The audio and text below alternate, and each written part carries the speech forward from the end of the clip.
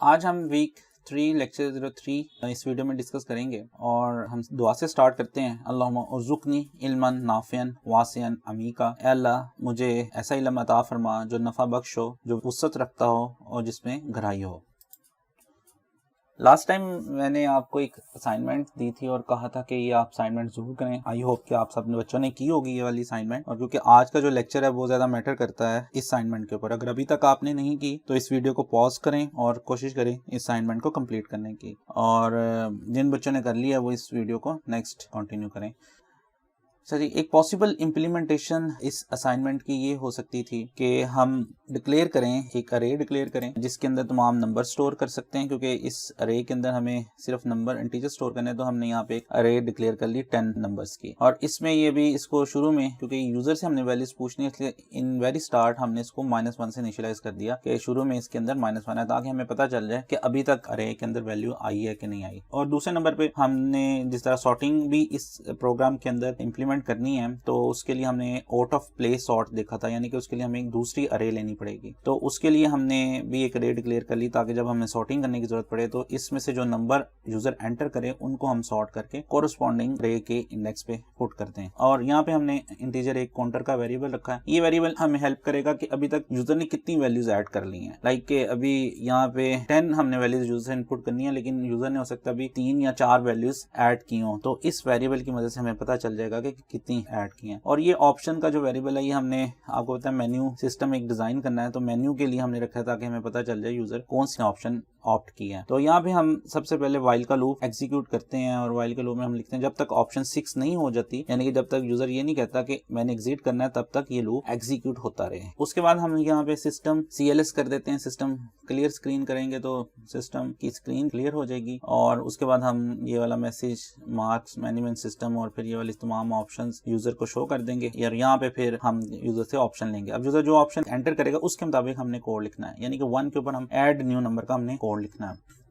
तो यहाँ पे हम देखते हैं if option is equal to 1, next block के बाद ये कोड आएगा, तो हम कहेंगे एंटर नंबर टू ऐड। तो नंबर एंटर करें, और नंबर एंटर जो भी करेगा वो हम काउंटर का जो वेरिएबल हमने काउंटिंग के लिए रखा हुआ है वो इस इंडेक्स में पास करेंगे। इसका मतलब ये है कि जो अरे का एक्चुअल इंडेक्स है, जिस तक अभी वैल्यूज एंटर होगी हुई हैं, वो जो है वो इंडेक्स ये बन जाएगा। लाइक स्टार्ट के अंदर काउंटर की जो वैल्यू है वो 0 होगी, तो फर्स्ट टाइम जब यूजर एंटर करेगा तो ये अरे में नंबर्स 0, यहाँ पे इस अरे में जो भी वैल्यू एंटर करेगा वो इस नंबर के 0 इंडेक्स पे स्टोर होगी। और साथ ही फिर हम उसके बाद नंबर को काउंटर को 1 प्लस कर देंगे, तो यानी कि काउंटर की वैल्यू 0 है तो ये 1 हो जाएगी। दोबारा अगर यूजर ऑप्शन 1 प्रेस करेगा तो यहाँ पे काउंटर मीन नंबर्स 1, आप जो दूसरी एंट्री करेगा वो 1 वाले इंडेक्स पे स्टोर करे। इसी तरह हम इसको एग्जीक्यूट करते जाएंगे, और यूजर जैसे प्रेस करता जाएगा 1 तो वो इसमें एंटर करता जाएगा। इसमें एक छोटा सा प्रॉब्लम आ सकता है, वो ये कि अगर यूजर 10 वैल्यूज एंटर कर ले और जब वो 11th वैल्यू एंटर करेगा तो काउंटर की वैल्यू 11 हो जाएगी, और नंबर की जो अरे है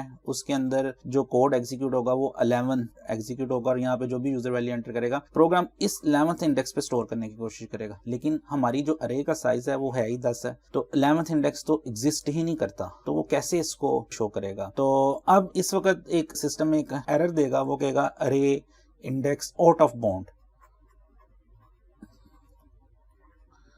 तो आउट ऑफ बाउंड्स का मतलब ये होता है कि अब रे की कैपेसिटी इतनी नहीं है जितना आप उसमें डाटा स्टोर करने जा रहे हैं। तो उस केस में हम दो सोल्यूशन हम कर सकते हैं। एक तो हम अपनी अरेज को डायनामिक बनाएं कि वो ग्रेजुअली ग्रो हो। डायनामिक अरेज कैसे बनाई जा सकती हैं वो हम आने वाली वीडियोस में, आने वाले कोर्सेज में देखेंगे, लेकिन अभी के लिए हम ये कर सकते हैं कि हम इसके ऊपर कंडीशन लगा दें कि एक कंडीशन ये लगा सकते हैं, अगर काउंटर की जो वैल्यू है वो 10 से बड़ी हो, इफ ग्रेटर देन और इक्वल टू 10, यानी कि 10 से बड़ी हो, तो फिर हम नहीं स्टोर करना चाहते। फिर हम कहते हैं कि यहाँ पे कोई मैसेज भी शो कर सकते हैं, या हम इस सारी स्टेटमेंट्स को इस कंडीशन के अंदर रख सकते हैं। इफ काउंटर लेस देन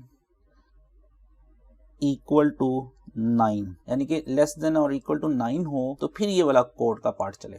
ठीक है। या तो आप इस कंडीशन को नोट करके लिख लें, या आप इसको अगर ट्रू में लिखना चाहते हैं तो काउंटर लेस देन 9 हो तो फिर ये वाला पार्ट चले। तो हम अपने कोड को, इस कोड को कंडीशन में लगा सकते हैं ताकि अगर वैल्यू 9 से बड़ी हो जाए, यूजर 10th या 11th वैल्यू एंटर करने की कोशिश करे तो वो कोड ही ना एग्जीक्यूट हो। एक इसके अलावा एक और भी सोल्यूशन है जो हमने ऑलरेडी पहले भी किया कि हिस्ट्री के अंदर जब अगर ये 9 तक पहुंचे तो दोबारा 0 से स्टार्ट होता है, तो प्रीवियस वैल्यूज को ओवरराइट करना शुरू करते हैं। तो वो डिपेंड करता है हमारी रिक्वायरमेंट क्या है। तो अभी के लिए हम इसको ऐसे ही छोड़ सकते हैं, तो हमारा ऑब्जेक्टिव इस तरह की कंडीशन लगाना नहीं है, बल्कि ऑब्जेक्टिव कुछ और है। तो इसलिए अभी आप इसको ऐसे ही भी कर सकते हो ना, आप 10 से ज्यादा वैल्यूज एंटर ना करें अपने प्रोग्राम में, और जब आप करेंगे तो फिर वो सिस्टम आपको ये वाला एरर देगा। उसके बाद अगर यूजर सेकंड ऑप्शन एंटर करता है तो वो हमने ये करना चाहते थे कि वो तमाम नंबर्स को प्रिंट कर दे, प्रिंट ऑल नंबर्स। तो प्रिंट ऑल नंबर के लिए if option is equal to 2, अगर यूजर ने ऑप्शन 2 एंटर किया, हम एक सिंपल सा एक लूप चलाएंगे जो 0 से स्टार्ट होगा और उस वक्त तक चलेगा जब तक उसकी IDX की वैल्यू 9 नहीं होती, और हर IDX की वैल्यू के ऊपर हम प्रिंट कर रहे हैं। तो यहाँ पे आप देखें हमने एक इफ स्टेटमेंट लगाई हुई है, क्योंकि हमने शुरू के अंदर जब अरे डिक्लेयर की थी तो उस वक्त हमने अरे की तमाम नंबर्स में बाय डिफॉल्ट -1 स्टोर कर दिया था कि शुरू में all 10th position will have -1 value in it. तो अब ये होगा कि अब यूजर ने 2-3 दफा प्रोग्राम एंटर किया, पहले 20 एंटर कर दिया, फिर 10 एंटर कर दिया, फिर 30 एंटर कर दिया, तो बाकी इंडेक्सेस पे अभी कुछ नहीं उसने एंटर किया, 3 वैल्यूज सिर्फ एंटर की हैं। तो तीनों वैल्यूज तो आ जाएंगी लेकिन बाकी सारी -1 होंगी। तो हमने इधर कंडीशन लगाई है अगर उसी वक्त प्रिंट करो जब -1 से वैल्यू जो है वो आपको बड़ी मिलती है। तो अगर -1 से वैल्यू बड़ी मिलती है तो फिर हमारा प्रोग्राम वो वैल्यू प्रिंट करेगा। अगर -1 होगी या 0 वैल्यू होगी तो फिर 0 के केस में भी प्रिंट कर देगा, लेकिन अगर -1 से वैल्यू छोटी है या -1 है, जब वो इसके बराबर होगा या इससे लेस होगा तो फिर हम इसको प्रिंट नहीं करेंगे, और हम अज्यूम कर रहे हैं हमारे पास तमाम पॉजिटिव नंबर ही आएंगे, नेगेटिव में नहीं आएगा। तो ये सेकंड कोड जो है वो स्क्रीन के ऊपर प्रिंट कर रहा है, और प्रिंट करने के बाद हमने जिस तरह उसमें देखा था करेंसी उसमें कन्वर्टर में कि एकदम प्रिंट करेगा, नेक्स्ट ऑप्शन के ऊपर वो चला जाएगा और हमें ये नजर नहीं आएगा क्योंकि कंप्यूटर बहुत तेजी से काम करता है और हमारी देखने की स्पीड इतनी तेज नहीं है। तो हमें स्क्रीन को रोकना पड़ेगा, और स्क्रीन को रोकने के लिए फिर हमने यहाँ पे गेट ch लिखा और यहाँ पे एक मैसेज भी शो किया है, सी और प्रेस एनी की टू कंटिन्यू। उसके बाद इसी तरह थर्ड ऑप्शन पे ये ऑलरेडी हमने डिटेल से डिस्कस की थी कि सॉर्टिंग कैसे होगी, हम ये कोड लिख सकते हैं। इसी तरह फोर्थ ऑप्शन पे हमने लार्जेस्ट नंबर का जो कोड लिखा था इसमें वो लिख सकते हैं कि लार्जेस्ट नंबर को प्रिंट कर दे। इसी तरह फिफ्थ ऑप्शन पे हम स्मॉलेस्ट के लिख सकते हैं, स्मॉलेस्ट और लार्जेस्ट तकरीबन एक जैसे हैं, बस स्मॉलेस्ट में इधर लेस देन साइन आएगा, और इसमें एक एडिशन कंडीशन है क्योंकि स्मॉलेस्ट फिर वो हमेशा -1 हमने बाय डिफॉल्ट रखा हुआ है, तो हर वक्त उसको -1 को स्मॉलेस्ट ही कंसीडर करेगा। तो हम कहेंगे या तो -1 से बड़ा नंबर हो या स्मॉलेस्ट हो, तो इसका मतलब है कि हम -1 को इग्नोर कर रहे हैं। तो -1 को इग्नोर करना इसलिए जरूरी है कि बाय डिफॉल्ट हमने अपनी अरे में के अंदर -1 रखा हुआ है। तो ये जो है हमें स्मॉलेस्ट नंबर मिल जाएगा, और यहाँ पे हम ऑप्शन इज इक्वल टू 6 के ऊपर रिटर्न 0 करा देंगे ताकि हमारा प्रोग्राम टर्मिनेट हो जाए। तो ये हमारी एक पॉसिबल इंप्लीमेंटेशन है। हो सकता है आप बच्चों ने इसको थोड़ा सा डिफरेंट किया हो, लेकिन मोस्ट प्रोबेबली कम से कम जो वाइल के लूप के अंदर इफ की स्टेटमेंट्स हैं वो तो सारी इसी तरह होंगी, और सॉर्टिंग का एल्गोरिथम जो हमने पढ़ा है उसको ऐसे ही होगा। लार्जेस्ट और स्मॉलेस्ट की शायद थोड़ी सी लॉजिक डिफरेंट हो सकती है, वो इस तरह के हम आप में से काफी बच्चों ने उससे सॉर्ट कर लिया हो, सॉर्ट करके पहले नंबर पे जो 0 है वो इंडेक्स पे लार्जेस्ट होगा, आपने उसको प्रिंट कर लिया हो, या एंड वाले इंडेक्स पे जो है वैल्यू वो स्मॉलेस्ट है तो उसको प्रिंट कर लिया। तो इट टोटली डिपेंड कि आपने उसकी इंटरनल लॉजिक कैसे की है, लेकिन समहाउ ये कुछ इसी तरह का कोड होगा। अच्छा, जो अभी का हम देखते हैं कि इस तरह कोड लिखने के कुछ इश्यूज राइज होते हैं। तो आज की वीडियो में और बाकी सीरीज, इस लेक्चर की सीरीज ऑफ वीडियो में हम देखेंगे कि ये कौन से इश्यूज हैं जो से हमें ये प्रॉब्लम्स क्रिएट करते हैं। इसमें से सबसे पहला इशू मेंटेनेंस का। आप देखें जैसे जैसे आपका कोड बढ़ रहा है, अभी स्क्रीन के ऊपर जो है वो हम इस कोड को देखा है डिफरेंट स्लाइड्स की शक्ल में, और उसकी डिफरेंट स्लाइड में दिखाने की ही वजह ये थी कि हम एक स्क्रीन पे इतना सारा कोड शायद ला भी नहीं सकते। ये टोटल 78-79 लाइन ऑफ कोड है। तो जैसे जैसे आप देख रहे हैं आपका मेन मेथड ग्रो कर रहा है, और अभी ये बहुत सिंपल प्रोग्राम है, इतना सिंपल प्रोग्राम है कि जस्ट छोटी सी एक रिक्वायरमेंट है। आप इमेजिन करें आपका प्रोग्राम बहुत बड़ा है, यानी कि हम university academic management system implement करना चाहते हैं, हम होटल रिजर्वेशन सिस्टम इंप्लीमेंट करना चाहते हैं, हम लाइब्रेरी मैनेजमेंट सिस्टम बनाना चाहते हैं, तो उसमें हमारी लाइंस ऑफ कोड कितनी ज्यादा हो जाएंगी। तो जैसे जैसे मेन मेथड ग्रो होगा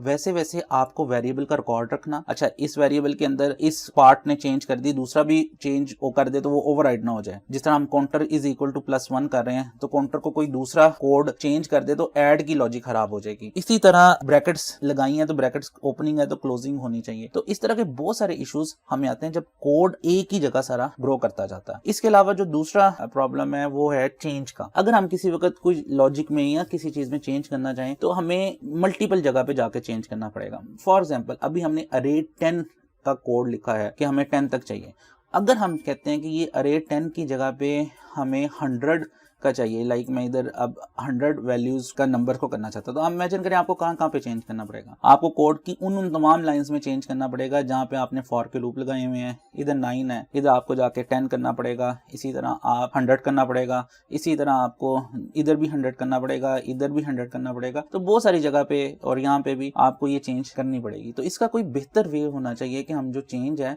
वो इतनी ज्यादा डिपेंडेंट ना हो कि हम ऊपर कोई चेंज करें और नीचे वाला कोड चलना बंद हो जाए, या नीचे वाले कोड में कोई एरर्स आने शुरू हो जाए, या वो अनएक्सपेक्टेड बिहेवियर देना शुरू कर दें। तो सेकंड जो प्रॉब्लम है वो चेंजेस के है। जब हम चेंजेस करेंगे उस वक्त ये बहुत पेनफुल होगा जब बहुत बड़ा कोड एक ही जगह पे सारा लिखा हो। और थर्ड प्रॉब्लम जो है वो रीयूजेबिलिटी की प्रॉब्लम है। रीयूजेबिलिटी का मतलब ये होता है कि सम टाइम हमने कोई कोड लिखा था, हम उसी कोड को बार बार इस्तेमाल कर सकते हैं। जिस तरह हमने अरे को प्रिंट कर रहे हैं, अरे को हम प्रिंट कर रहे हैं जो नंबर यूजर ने एंटर किए हैं उसको प्रिंट करने का हमने फॉर के लूप से किया। अगर यही हमारे पास कोई ऐसा मैकेनिज्म हो जिसको हम इस्तेमाल कर लें और यही कोड दोबारा सॉर्टेड अरे के लिए यूज कर लें तो वो उसको ऑटोमेटिकली प्रिंट कर देगा। या हमने अरे को सॉर्ट किया है तो हम उसमें से लार्जेस्ट वैल्यू के लिए अलग कोड लिख रहे हैं और स्मॉलेस्ट के लिए अलग कोड लिख रहे हैं। अगर हमने एक दफा अरे को सॉर्ट कर लिया तो उसमें स्मॉलेस्ट और लार्जेस्ट तो हमें मिल जानी चाहिए, क्योंकि जो लार्जेस्ट वैल्यू होगी वो सॉर्टेड अरे के फर्स्ट इंडेक्स पे होगी अगर हमने अरे को डिसेंडिंग ऑर्डर में सॉर्ट किया है, और जो स्मॉलेस्ट वैल्यू होगी वो अरे के लास्ट इंडेक्स पे होगी। तो ये कोड को हम इस तरह अगर रीयूज कर लेंगे तो हमें कोड बार बार नहीं लिखना पड़ेगा। लेकिन अभी की स्टेट के अंदर हम ऐसा नहीं कर सकते। अभी जो कोड लिखा हुआ है इसके अंदर हम रीयूज नहीं कर सकते। तो ये 2-3 कॉमन प्रॉब्लम है, इसके अलावा भी काफी प्रॉब्लम्स हैं। तो अभी मैं सिर्फ वही प्रॉब्लम हाईलाइट कर रहा हूं जो आप अप्रिशिएट कर सकते हो, जो आप समझ सकते हो। तो इन प्रॉब्लम्स का सोल्यूशन क्या है? फॉर्चुनेटली प्रोग्रामिंग लैंग्वेजेस में इन प्रॉब्लम का सोल्यूशन है, और वो एक्चुअल प्रोग्रामिंग जब हम करते हैं